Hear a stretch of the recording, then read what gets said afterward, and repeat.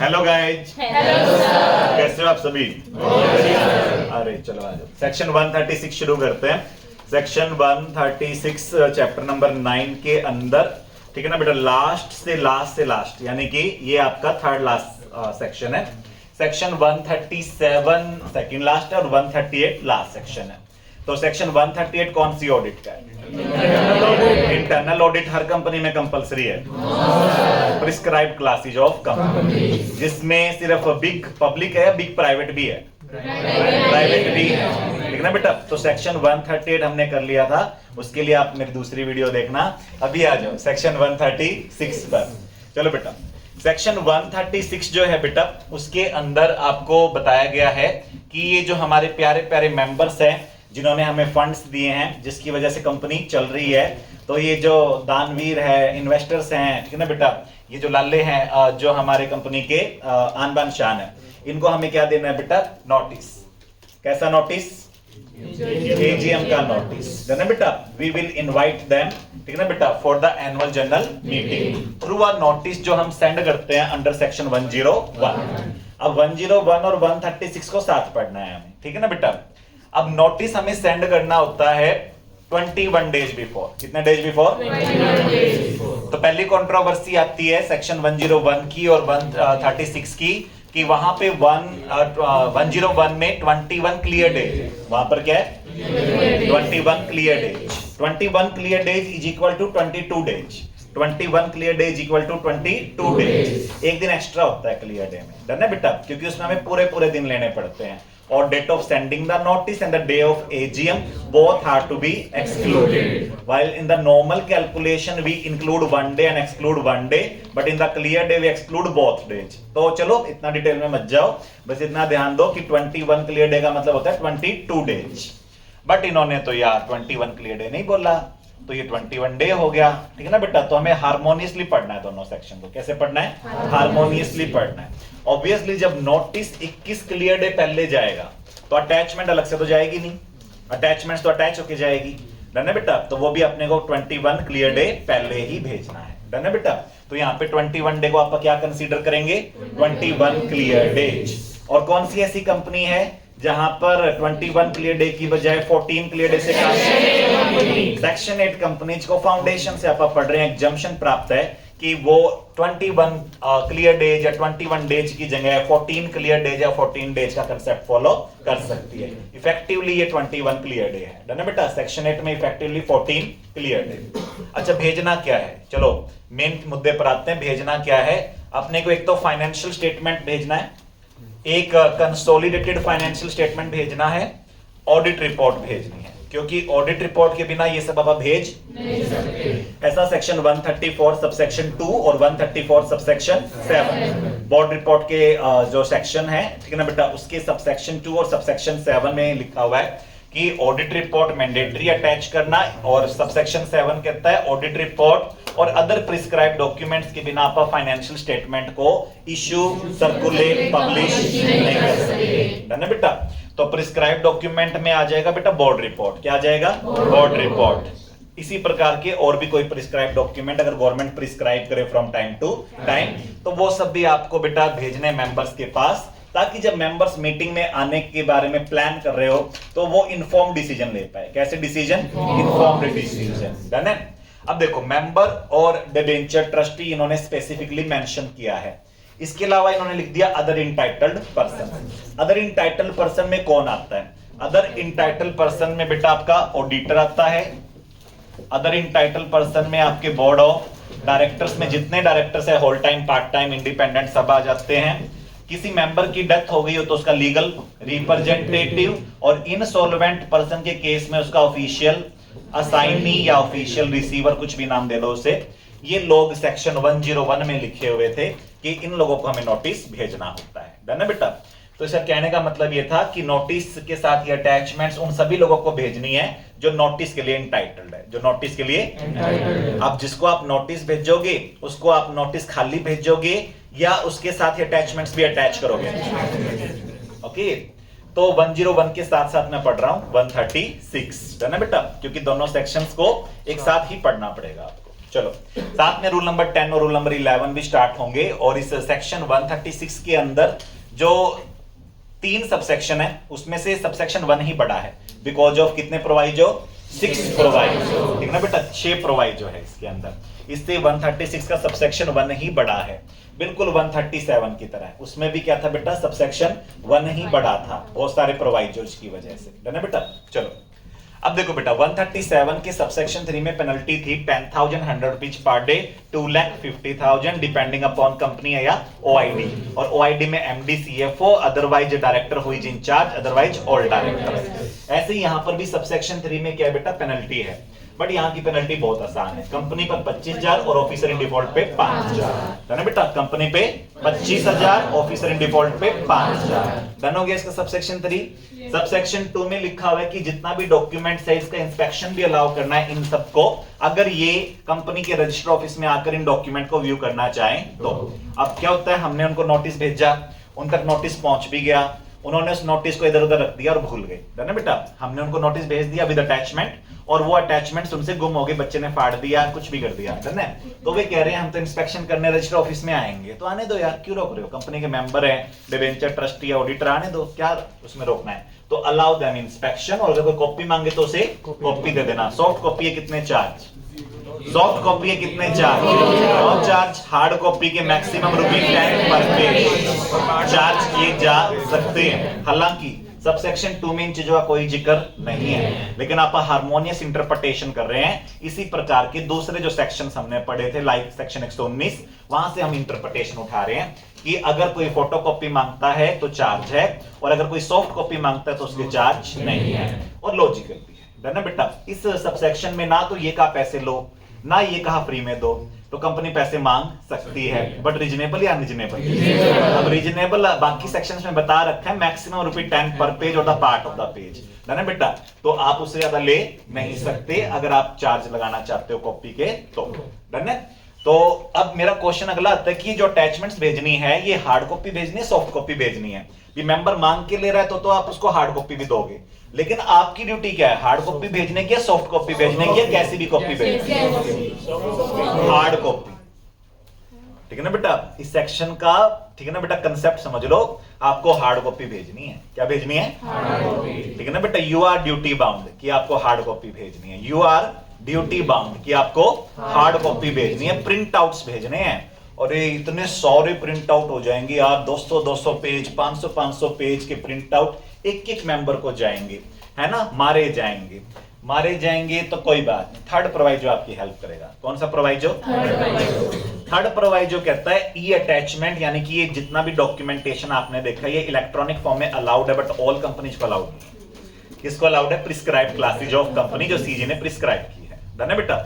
इसमें listed companies है और इसके अलावा पब्लिक कंपनीज है जिनकी नेटवर्थ 1 CR से ज्यादा, इक्वल नहीं है यहां पर, एंड टर्नओवर 10 CR से ज्यादा, इक्वल नहीं है यहां पर, और बीच में और नहीं है, क्या है, एंड, डन है बेटा। तो ये ध्यान रखना है आपको कि ये वाली जो सुविधा है, ये जो आपको हम मर्जी दे रहे हैं, मन मर्जी करने की छूट दे रहे हैं कि आप सॉफ्ट कॉपी भेज सकते हो, ये परमिशन उन्हीं कंपनीज को जो लिस्टेड हो या प्रिस्क्राइब्ड क्लासेज में पब्लिक कंपनीज भी है जिनका नेटवर्थ 1 CR से ज्यादा हो, more than 1 CR, and turnover जिनका 10 CR से ज्यादा हो, उन्हीं को परमिशन है कि वो सॉफ्ट कॉपी भेज सकते हैं, और मान लिया जाएगा कि ये सेक्शन आपने कंप्लाई कर दिया, है ना बेटा।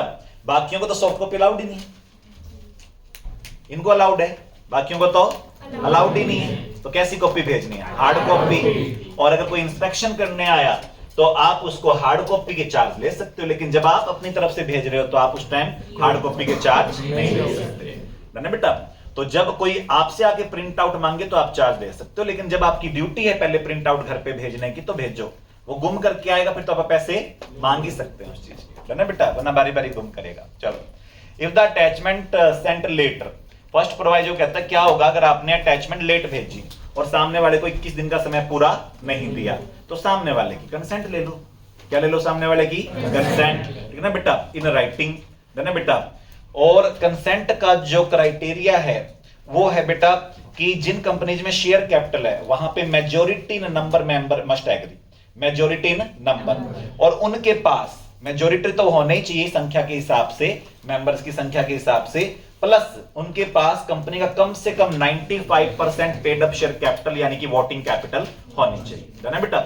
कैरिंग वोटिंग राइट्स, है ना बेटा। तो ये वोटिंग कैपिटल कम से कम उनके पास 95% एंड संख्या के हिसाब से वो मेंबर कितने होने चाहिए, मेजॉरिटी। मान लो किसी कंपनी में 4 मेंबर के पास 96% शेयर है और 400 के पास 4% है, 4 के पास तो कितना है 96, है ना बेटा। और बाकी जो 400 मेंबर उनके पास सबके पास मिला जुला के कितना है, एग्रीगेट में कितना है 4%। तो यहां पे उन 4 की कंसेंट से काम नहीं चलेगा, क्योंकि मेजॉरिटी नंबर भी तो चाहिए ना साथ में, या कोई एक क्राइटेरिया पूरा करना है। तो बीच में क्या है, एंड। चलो, कंपनी जिनमें शेयर कैपिटल नहीं है उसमें एक ही क्राइटेरिया है, 95% ऑफ टोटल वोटिंग पावर। अगर ये मेंबर राइटिंग में एग्री कर जाए तो फिर शॉर्ट नोटिस से जो आपने मीटिंग बुलाई है वो भी वैलिड हो जाएगी, और जो आपने ये अटैचमेंट्स लेट भेजी है वो भी कंप्लायंस मान लिया जाएगा, नॉन कंप्लायंस नहीं रहेगा, है ना बेटा।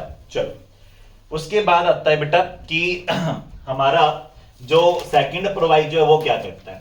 सेकंड प्रोवाइजो बोलता है कि ये जो कॉपीज वगैरह है ये अपना ब्रिज फॉर्म में भेज दो। किसमें भेज दो, और ये जितना भी आपका डॉक्यूमेंटेशन है इसको आप समराइज फॉर्म में बना लो, ईदर इन द AOC3 और इन द AOC3A, डिपेंडिंग आपके ऊपर AS रूल्स 2021 लग रहे हैं, यानी कि आपके ऊपर छोटी कंपनी वाले AS अप्लाई होते हैं तो आपको AOC3 फॉर्म में समराइजेशन करना है, और अगर आपके ऊपर इंड AS लगते हैं यानी कि AS रूल 2015 लगते हैं एज पर सेक्शन 133, तो फिर आपको 3A में समराइजेशन करना है।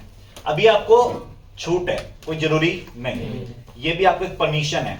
परमिशन में क्या है कि आप ना ये जितना सारा डॉक्यूमेंटेशन है जो 200-500 पेज का आएगा इसको बहुत कम पेजेस में ला सकते हो, समराइज कर सकते हो, 5-6 पेज में ला सकते हो, बट उसके लिए आपको लिस्टेड कंपनी होना जरूरी है। क्या होना जरूरी है, लिस्टेड कंपनी। ये सुविधा जो सेकंड प्रोवाइजो है, फोर्थ प्रोवाइजो है, फिफ्थ प्रोवाइजो है, सिक्स्थ प्रोवाइजो है, सारे लिस्टेड कंपनी के हैं। ये चारों के चारों प्रोवाइजो सिर्फ और सिर्फ किसके हैं, लिस्टेड कंपनी के। सेकंड, फोर्थ, फिफ्थ और सिक्स्थ, ये सिर्फ लिस्टेड कंपनीज के लिए है ना बेटा। और जो थर्ड प्रोवाइजो था वो लिस्टेड के साथ साथ कुछ अनलिस्टेड कंपनीज को भी अलाउड है। ये लिस्टेड का है, ये भी आपका लिस्टेड का है, ये भी लिस्टेड कंपनी का है, और ये भी लिस्टेड कंपनी का है। ये ध्यान रखना बेटा, ओके। तो आगे लिस्टेड कंपनीज आ जाएगी। अच्छा, एक चीज का ध्यान रखना कि आपने डॉक्यूमेंटेशन पूरा भेजा है, ब्रिज फॉर्म में भेजा है, तो अगर कोई आपसे फुल कॉपी मांगे तो आपको उसको प्रोवाइड करनी है, साथ में आपको रजिस्टर ऑफिस पे भी रखनी है। तो यहाँ पे 3 रिक्वायरमेंट है। इस सेकंड प्रोवाइजर कितनी रिक्वायरमेंट है, 3 रिक्वायरमेंट है। पहली रिक्वायरमेंट है कि अगर आप डॉक्यूमेंटेशन ब्रिज फॉर्म में भेजना चाहते हो तो भेज सकते हो, और आप फुल में भेजना चाहो तो फुल में। अगर आपने ब्रिज फॉर्म में डॉक्यूमेंटेशन भेजे हैं तो फिर अगर सामने वाला फुल कॉपी मांगे तो नहीं देनी है, देनी है। Give full copy to those member who demands, give full copy to those member who demands. जो मांगे उसे फुल कॉपी दे दो। तुम्हें ये राइट दिया गया था कि तुम समरी फॉर्म में भेज सकते हो, लेकिन उस राइट के साथ कंडीशंस हैं। कंडीशन ये है कि जो फुल कॉपी मांगे उसे फुल कॉपी देनी है तुम्हें, है ना बेटा। और उसके बाद कॉपीज को रजिस्टर ऑफिस में भी रखना है 21 दिन तक। कितने दिन तक, 21 दिन तक। कौन से आवर्स, बिजनेस आवर्स। चलो बेटा, उसके बाद आता है बेटा कि वो जो आपको ई अटैचमेंट का ऑप्शन मैंने अलाउ किया था ना कि लिस्टेड कंपनीज में अलाउड है, पब्लिक कंपनी जो ये 2 क्राइटेरिया पूरा कर दे उनको अलाउड है।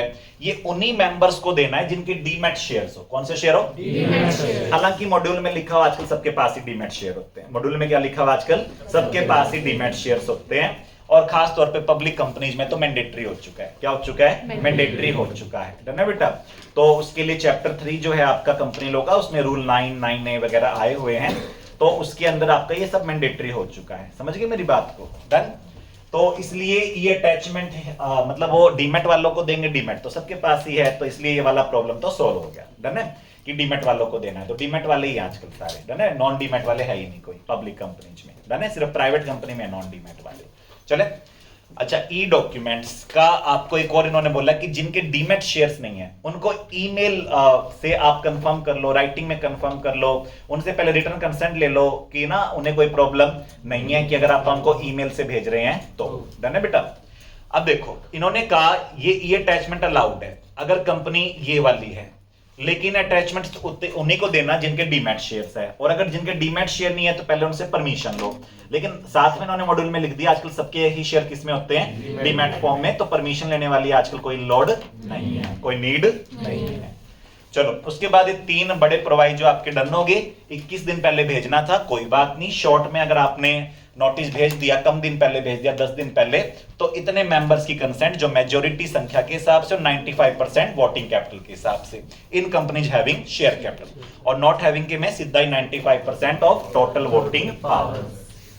सब सेक्शन 1 का सेकंड प्रोवाइजो कहता है आप समराइजेशन कर सकते हो 3 या 3A में, डिपेंडिंग अपॉन ओल्ड एज या इंड एज, है ना बेटा।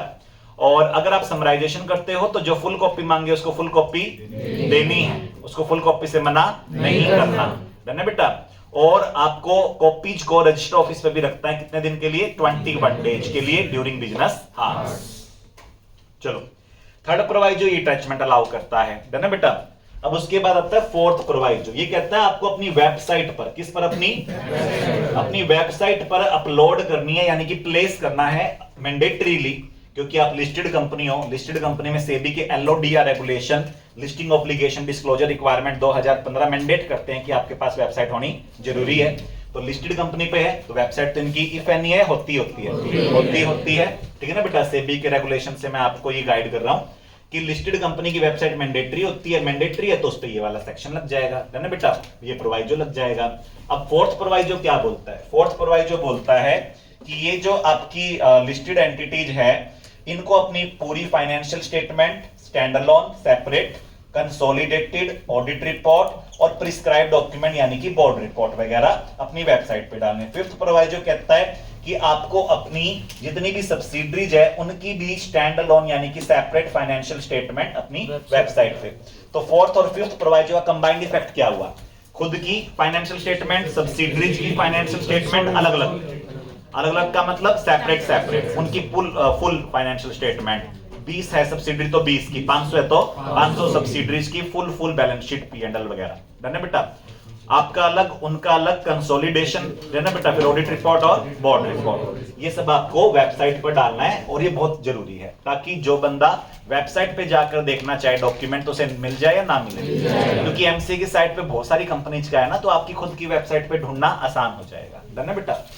उसके अलावा आपको अपनी फॉरेन सब्सिडरी के भी अकाउंट्स को अपलोड करना है, प्लेस करना है अपनी वेबसाइट पर। लेकिन अगर फॉरेन सब्सिडरी को फॉरेन के लॉ की वजह से, कंट्री ऑफ इनकॉर्पोरेशन की वजह से ऑडिट कराना जरूरी नहीं है, तो आप अनऑडिटेड फाइनेंशियल स्टेटमेंट में प्लेस लिख रखा है, में नहीं है, वहां पर शेल है, क्योंकि उसके ठीक नीचे इलस्ट्रेशन दे रखा है और उसमें बढ़िया वाला डांट पिला रखी है जिस कंपनी ने अपनी अनऑडिटेड फाइनेंशियल स्टेटमेंट को प्लेस नहीं किया, और वहां पे उसको अच्छा खासा डांटा हुआ है कि आपको अपनी अनऑडिटेड फाइनेंशियल स्टेटमेंट को प्लेस करना चाहिए था।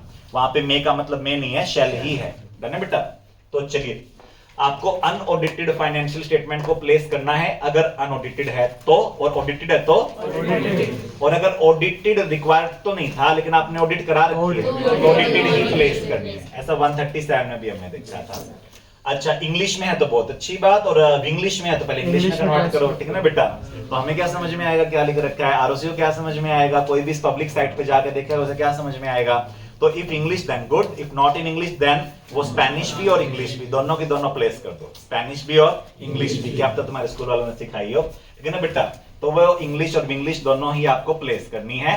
और अगर आपकी फॉरेन सब्सिडरी को CFS बनाना जरूरी था, क्या बनाना जरूरी था, फॉरेन की सब्सिडरी ने CFS बना रखा है, उसको बनाना भी जरूरी था, और आपने वो CFS प्लेस कर दिया फॉरेन सब्सिडरी का, तो भी हम मान लेंगे कि 6th प्रोवाइजर को आपने कंप्लाई कर दिया, है ना बेटा। इसको स्टैंडअलोन बनाना जरूरी नहीं था, कंसोलिडेटेड बनाना जरूरी था, इसने कंसोलिडेटेड बना रखा था, और वो आपने क्या किया, अपनी वेबसाइट पे प्लेस कर दिया।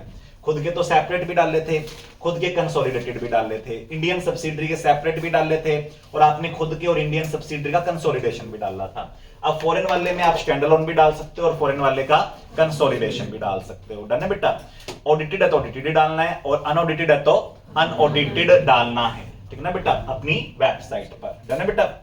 उसके अलावा सबसेक्शन 2 अलाउ करता है इंस्पेक्शन फ्री ऑफ कॉस्ट, और कॉपी जो है बेटा उसके चार्ज के बारे में कुछ नहीं कहता। सबसेक्शन 3 में क्या है, पेनल्टीज है 25,000 और 5,000। उसके बाद आता है सेक्शन 101 के साथ इसकी क्या कंट्रोवर्सी है। एक तो क्लियर डे वाली कंट्रोवर्सी थी जो हमने लेक्चर के शुरुआत में देखी, एक और कंट्रोवर्सी है ये जो क्राइटेरिया है ना, लेट हो गए हम, ठीक है ना बेटा, ये वहां पर ईजीएम का है 101 में और यहां पे एजीएम हो रही है। वहां पे एजीएम का क्राइटेरिया था 95% ऑफ नंबर ऑफ मेंबर्स, यहाँ पे 95% ऑफ नंबर ऑफ मेंबर तो है ही नहीं, वो तो मोर देन 50 है। तो इन्होंने एक नोट दिया है जहां पे सेक्शन खत्म हो रहा है मॉड्यूल में कि अगर 101 भी तुमने कंप्लाइड कर दिया ना लेट होने के मामले में, लेट होने के मामले में तुमने तो क्या कंप्लाइड कर दिया 101, तो मान लेंगे 136 भी कंप्लाइड हो गया, मतलब तुमने ये लिमिट फॉलो नहीं की। और 101 वाला जो क्राइटेरिया था ना 95% ऑफ मेंबर्स, वो फुलफिल कर दिया, तो हम मान लेंगे कि तुमने 136 वाला क्राइटेरिया ये वाला भी ऑटोमेटिक फुलफिल कर दिया। यानी कि अब कुल मिला के तुम्हें अगर अटैचमेंट भेजनी थी 21 दिन पहले और तुम क्या हो गए, लेट हो गए, तो या तो ये क्राइटेरिया पूरा कर दो जो 136 में दे रखा है, या 101 वाला क्राइटेरिया पूरा कर दो, यानी कि 95% of member entitled to vote and attend the meeting. उसके बाद है फॉर्मेट। फॉर्मेट फॉरेन सब्सिडरी का 137 में भी इन्होंने बोला था सेम होना चाहिए, फॉरेन सब्सिडरी का भी क्या होना चाहिए, सेम। कौन सा शेड्यूल, शेड्यूल 3। और अगर नहीं है और नहीं हो सकता, वैसा क्या रीजन है कि नहीं हो सकता, है बेटा, आपको statement of fact and reason, statement of fact and reason disclose करना है। ऐसी क्या मजबूरी है कि तुम इंडियन लॉ को कंप्लाई नहीं कर सकते। Okay, thank you. चलो।